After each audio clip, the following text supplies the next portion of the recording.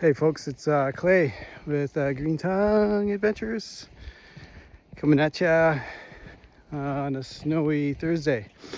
Yeah, I should be out skiing, but there's stuff to do, so maybe tomorrow. Anyways, I just wanted to chat. Had some things going through my mind, and riding the old theta wave while I'm walking. Have some things I want to share and some reflections. First of all, it's about that time of year where we say thank you to everybody who's been a part of our journey at Green Tongue Adventures. Anyone who's engaged with us or taken our courses or done a trip with us, thanks so much. Honestly, every year gets better. We look forward to doing more, offering bigger and better things, and we're always trying to get better. Part of the issue is obviously getting diluted. We end up getting pulled in a lot of different directions, so trying to maintain that quality is definitely a challenge. We're always looking for good folks. Definitely looking for a couple kayak instructors, more so that we can actually help the community get out to those areas that were currently being closed off.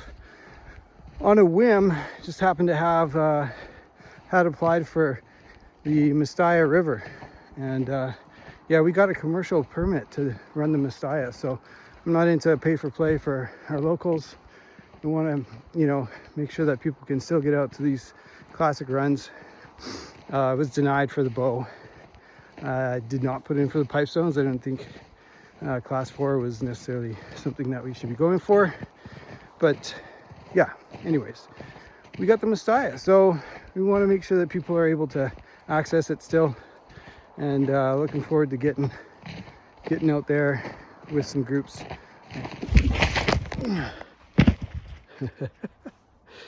Should I leave this on? Maybe. Maybe I should keep it on. Oh God. Watch where you're walking. Stop looking at your phone. Sweet. Okay, so we keep going. Maybe that gets me some views. Anyways, we'll need an L3 I3, I think, to do that one. So if anyone's interested in helping us maintain our trips there, give us a shout. Reach out. The next thing I want to say is I had coffee with a friend the other day.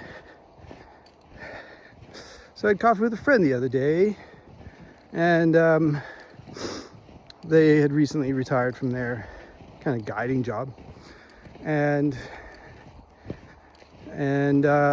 part of their issue was PTSD, basically fallout from years and years of guiding, but there was one big event that basically put them over the edge, and it took a little while for them to figure it out.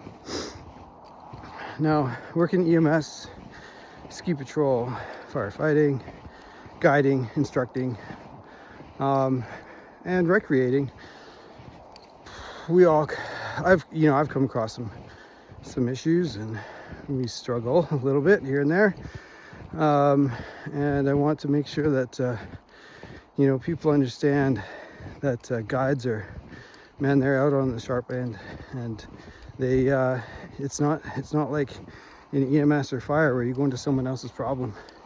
This is somewhere that you've taken somebody. This is where your groups have gone. If you're managing a group, if you're managing an issue with a group that you've taken out into the backcountry in whatever respect, whatever discipline, and you have to deal with an injury, a fallout from where you are, whether it's from a bad decision or it's just being outside, and things happen. It's a different connection, man. Like, honestly, we go to someone's house on the ambulance and we go see them. That's their issue. We can disassociate for the most part.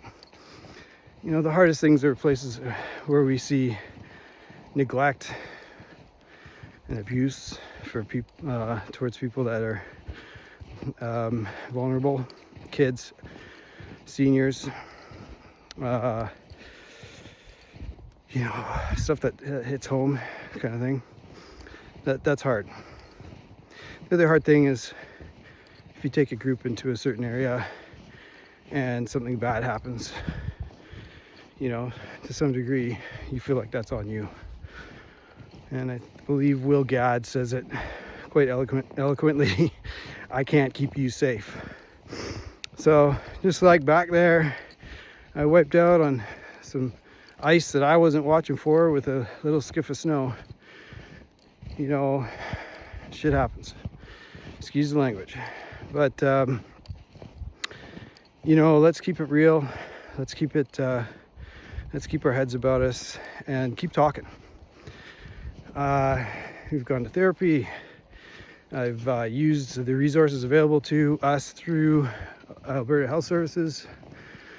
And honestly, the best thing that I've found is talking with my peers, the people I work with, who I feel comfortable with about these issues. Talking with my wife, being open with my kids, and also sharing my my experiences with my students in our classroom settings.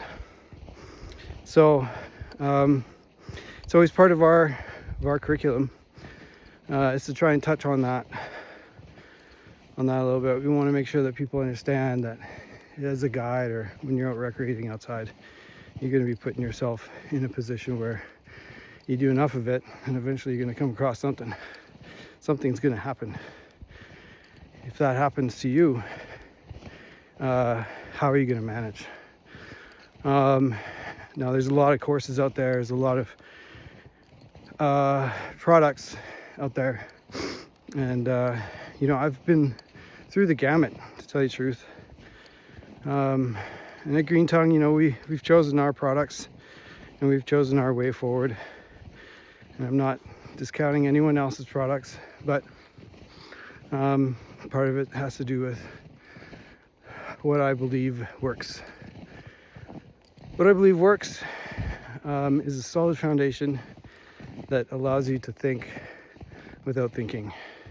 Processes that are built into a system so that you can, lower the bandwidth a little bit, narrow it down.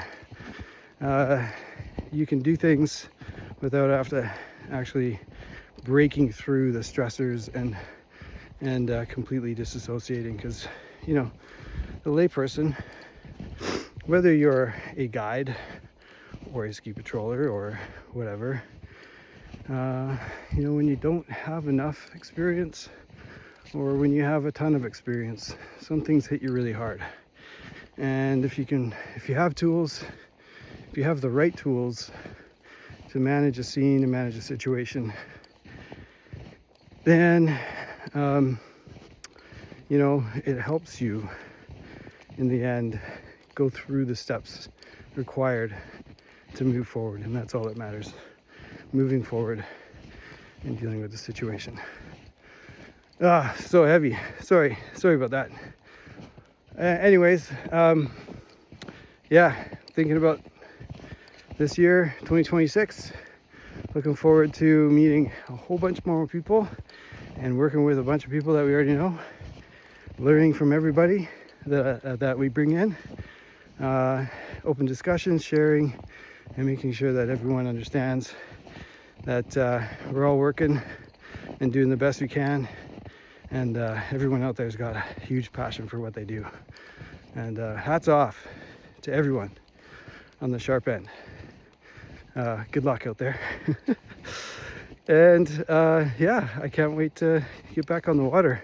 But hey, gotta go skiing first, right? Gotta take advantage of the March and April season, which is usually the best time of year to get out on the snow around here anyways. All right, that's all I got. Good luck, everybody. Watch out for that ice.